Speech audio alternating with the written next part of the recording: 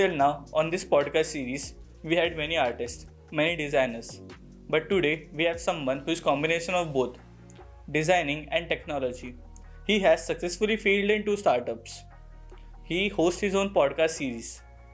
He is Rohit Lalwani, the director executive at MIT Meghalaya.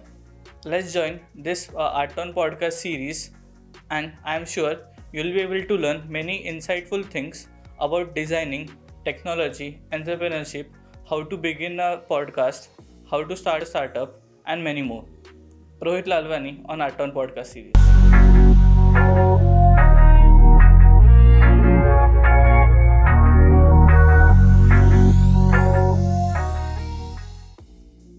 Welcome you on my podcast series. Thank you so much, Parth. It's a pleasure being on your podcast. Thank you so much for inviting me and having me here. Yeah, firstly, I would like to ask you, how are you and how are you coping up with this pandemic situation? I'm doing good. The pandemic situation has brought in a lot of change, a lot of new elements in terms of how do we execute our day-to-day operations, how do we do our business, how do we record podcast, how do we do designing, and lot of other interesting things. It's a new learning phase. It's a new experiment for all of us, and we're coping quite well with it. Yeah, you also have started your own podcast series a year ago, which is Avantika Design Engineering series. So I'd like to ask you, how did you came up with this idea? The idea of having design and engineering combined to be presented in one podcast. So first of all, Parth, I don't think that I started this initiative. I think a bunch of enthusiastic students who really believe in this philosophy came together and kickstarted this venture. And I think all the kudos to them. The success completely belongs to them. Designeering as a thought process came from the philosophy on which we educate our students in the MIT group of institutions, where we teach them a blended learning approach of design and engineering. So at the cusp where both these domains meet is what we are trying to coach and train and inspire our students to look into. We believe that the modern approach requires the next set of talent to become designers rather than being designers or engineers only. And we do this by ensuring that our engineering students um, uh, get learning, understanding, and exposure in design subjects and vice versa. So the idea is to help the new talent learn, imbibe culture, inculcate the philosophy and the concepts of designeering. That's a wonderful concept, I must say. The concept actually mixing both can have an multidisciplinary employee which may come out of it and who knows everything and all of the aspects which actually goes in engineering and design as well. Absolutely. I think we are seeing a lot of exciting stuff happening out there. In the last 2 decades, when we've seen a surge in usage of digital platforms, digital products, right from smartphones to the social media platforms that we use to the amount of consumption that we have over digital platforms, I think the cusp of business engineering and design. There's going to be a lot of action around there. I think it's going to keep growing and keep thriving in that area specifically. Yeah, absolutely. I hope it does boom a lot, and Indian designers do get a much more larger platform to explore. With that, I would like to ask you, looking at your profile, I came to know that you are a bachelor's, did your bachelor's in commerce, and then MBA, and then followed by right now you're the director at MIT. So how has this tangential journey of yours been, and how did you get into design? So it's not been a smooth journey. There've been a lot of hurdles, a lot of failures, a lot of learning in the pathway. I'm grateful to my alma mater, Symbiosis College of Commerce, which taught me a lot of things and which honed my personality to what it is today. But apart from that, after doing my management education, I went out and worked for a very exciting company called as Asian Paints. I was heading Karnataka for them. I had a lot of learning, exciting learning in terms of sales, managing channel, leading a large team, and actually thriving in a new business area which I was heading called as institutional sales. From there, I moved on to my family business in Pune, which was a completely different environment, unlike Asian Paints, which offered a lot of resources, a big name, a credible platform. When it comes to your family business, you need to actually bring and build that credibility by yourself. uh, I set up that business. In fact, that business was started and set up by my family members, but I supported them in terms of growing it, in terms of professionalizing it, in terms of taking it to a new scale. After that, the startup, bug actually bit me, and I wanted to go out there and start up my own company. We started an initiative for young entrepreneurs to come actually learn the nuances of entrepreneurship, get mentored, and grow from there. We started this initiative. It was an exciting initiative because we would be around a lot of young, aggressive aspirants, around us 24 by 7. The issue was that it was a little too early in its time, and we realized that it required a very strong support in terms of funding for its sustainability. Finally, we couldn't sustain the enterprise and we had to wind it up. But it was during the winding up process that I found my co-founders for my next enterprise, which we called as Trade Excess. We were essentially OLX for the manufacturing space, and we were helping companies liquidate their excess inventory. It was a very exciting new experience because we were talking to large companies in terms of liquidating their inventory, which was in multi crores and a huge quantum of inventory. Um, it was an exciting idea, right from raising funding to building team to building processes, sales, and marketing. I had an opportunity to do all of them there.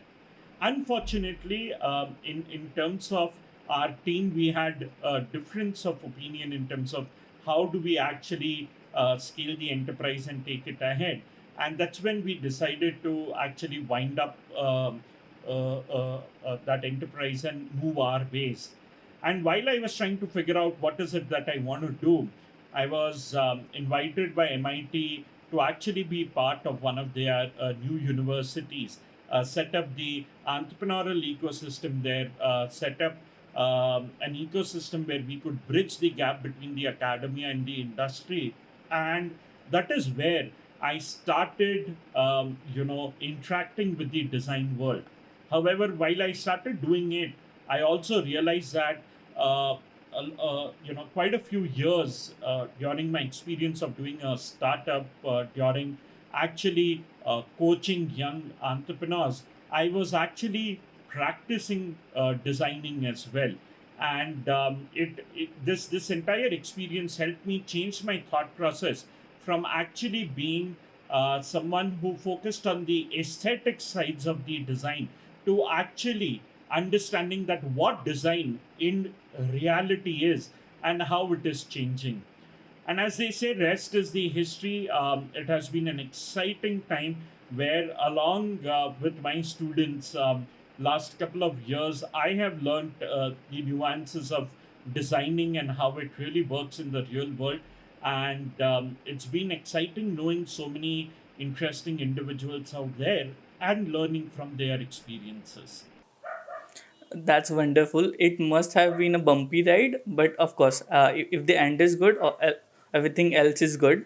And with that also the your complete journey had multiple phases in it. And let's go up phase by phase. So the first phase I would like to discuss is about after you actually ended up your first startup. So what was the emotion and what you actually came around that you want to go with the second startup itself? So I think the failure with my first startup was a challenging one. In fact, it was my first major failure in terms of a baby that I had given birth to, and I wasn't able to grow it. So I wouldn't say that coping up with those times was very easy. There was a very strong emotional connect with what I was doing. However, by the time it happened second time, I had matured up in terms of managing my emotional quotient, and yeah, I mean it worked quite well, and it seemed to be a very practical decision at that point in time. In terms of my learning, and I think people who are listening to this, one of the major important learning that I want to share is the quality of your success, your growth in life depends upon the quality of people around you. I think I had great set of people around me, but each set of individual, uh, had a different kind of goal and different expectations from life. We were not aligned and we were not on the same page. So make sure that whenever you build a team and whenever you start working with people, you're collaborating, you're working, you are aligned, you're building things with people who share similar kind of vision, similar kind of thought process, similar kind of hunger in their belly to go out and make things happen. And that is, I think, the prime most important thing which most of us overlook. Yeah, absolutely. Most of these startups are actually made when you're actually in your college youth. And talking about that, so when you're actually doing starting a startup in your college youth, and the point comes after the fourth year or at the graduation stage that you have to actually pursue it or look at a job. So that time, this actually becomes critical that who will actually remain your partner for the rest of your journey or may bail out on you. So how to actually look at this? Like how should one strategize? What should actually be his priority?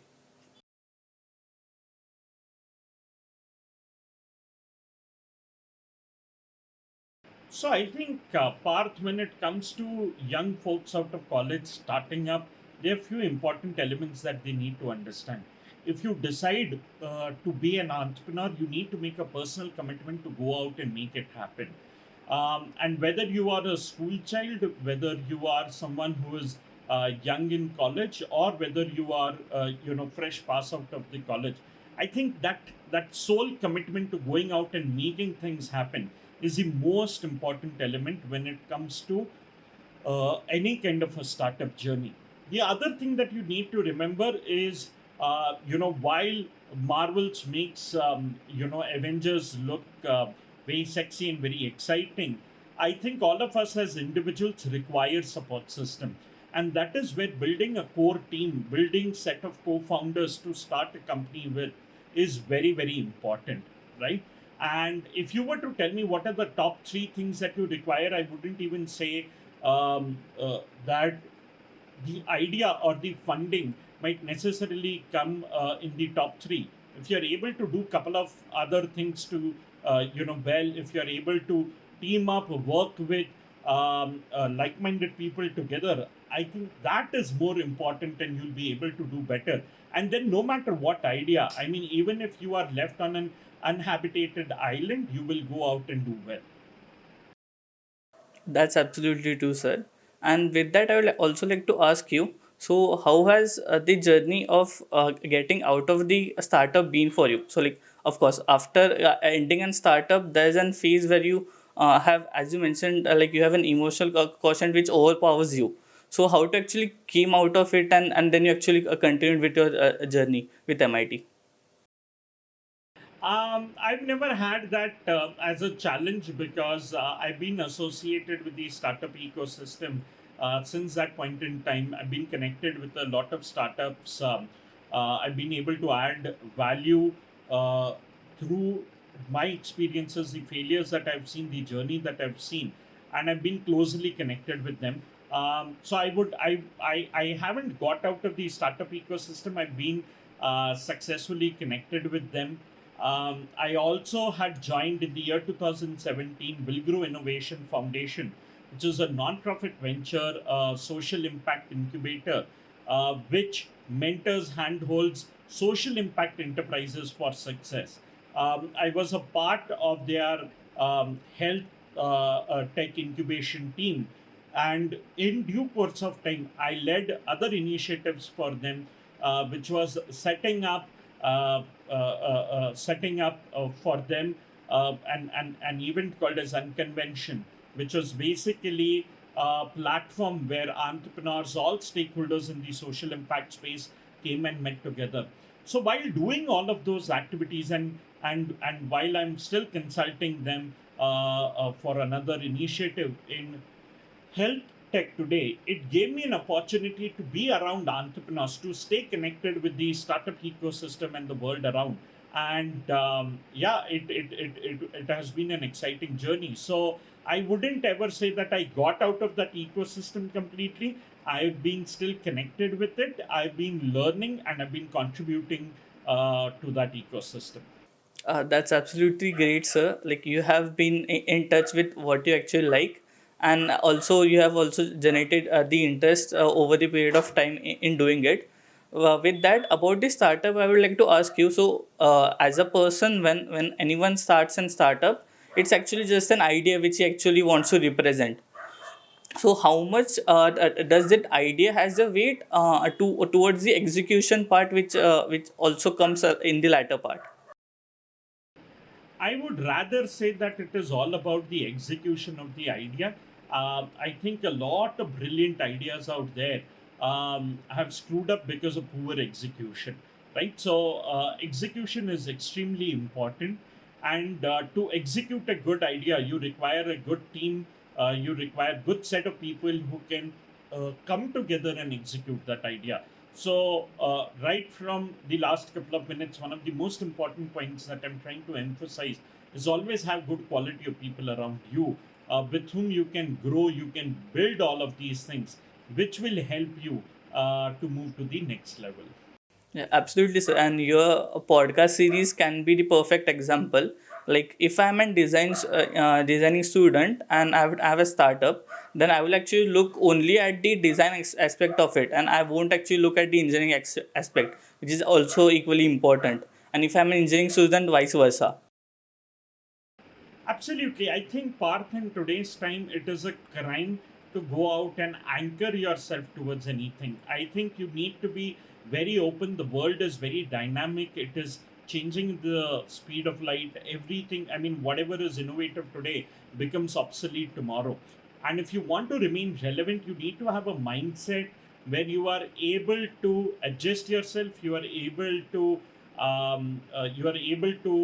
adapt yourself to the new changes, right? And that aspect becomes very important.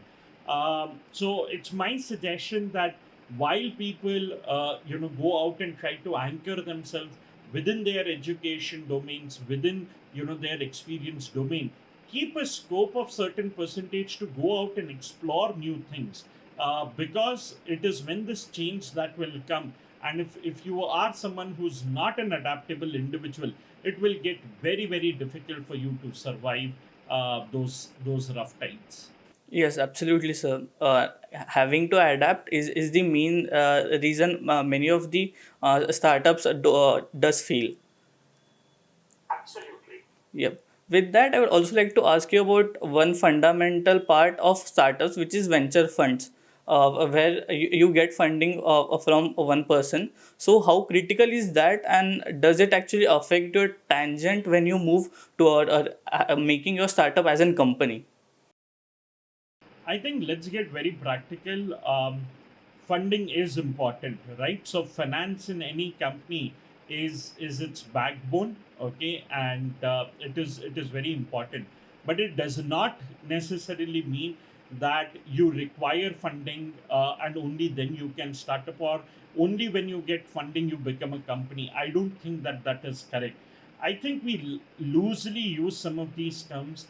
Startup is not essentially small size of a large company.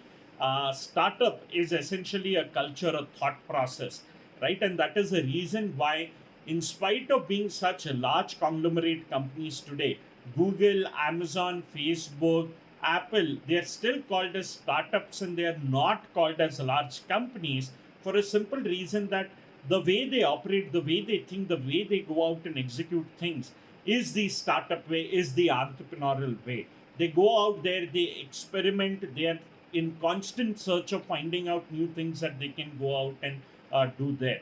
So that's the first thing. At the same time, you as an entrepreneur need to understand that when is it that you need to raise fund, how much funds do you need to raise, and what are you going to do with those funds out there. Please understand, funding is someone's business. They do not invest money in you because they love you. They invest money in you because you have the ability to multiply their money to an X percentage and X number. And if you want to do that, you need to have a great idea. You need to have a great execution of that idea. You need to have a plan and process of how you're going to multiply the money, because the money does not multiply automatically, right? I see that a lot of people line up to pitching to investors, expecting them to go out and invest money in your enterprise. I think it's a flawed system. It doesn't help. It doesn't work. And finally, you keep trying it for a year and a half or two, and then you give up. Whereas you shouldn't have started it in the very first place. You were barking up the wrong tree, right? So you need to understand when to go out and raise funds, and are you ready to go out and raise funds, and do you have it in you to actually get funded. And there is a certain set of ingredients, certain set of certain set of requirements that you need to have as an enterprise to get funded. It's not meant for any and everyone. Yeah, absolutely true, sir. The funds actually can take you towards a great tangent, or can devastate you. And as per the recent study, when I have actually looked at the venture funding, the 1 out of 5 or 1 out of 7 startups does actually boom when they actually get a funding. It's actually they are actually gambling on the startups, the companies which are doing venture funding.